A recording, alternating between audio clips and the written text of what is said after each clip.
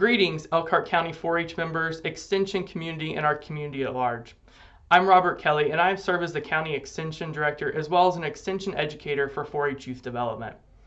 Today, I wanted to start off my Friday, May 15th message by saying how proud I am of our 4-H volunteers, 4-H members, and Extension clientele. We've continued to grow and learn in many different ways the past 2 months.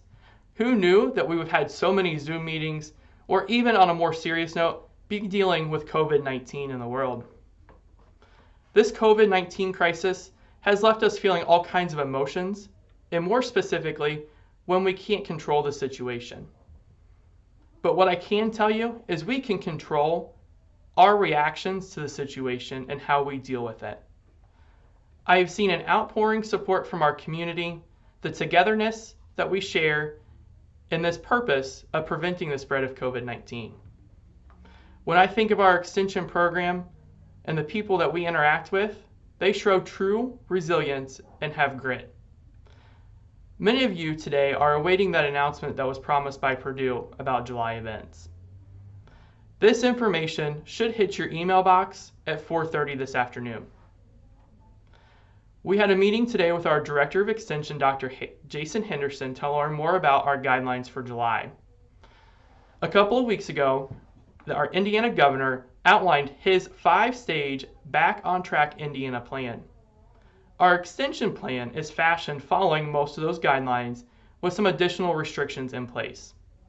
The good news is that we've been given the green light to have in-person events for July as long as we meet Governor Holcomb's 5th stage, follow local health recommendations, as well as the guidelines that have been set to us by Purdue. It's going to take all of us to meet those standards. These are based upon best practices and scientific data, as any decision by a land-grant institution system would do. Over the next week and a half, our extension staff will be spending time with our extension board members, other volunteer groups, and other people that we need to seek information from before we can actually form our overall plan and get those details laid out. I know that this isn't 100% clear yes or no on our July events. However, we need to follow these recommendations for the best practices and health of our community, 4-Hers, and volunteers.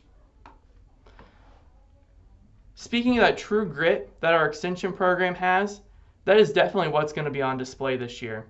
We will honor the hard work and dedication and the knowledge that our 4-H members have gained throughout the year.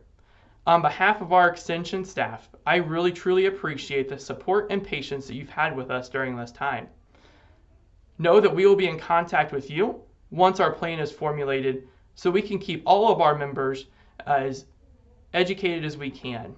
Rest assured that I want you to be working on those 4-H projects, getting those animals out in the barnyard, getting them worked, and making those cakes, and whatever other projects you may be involved in.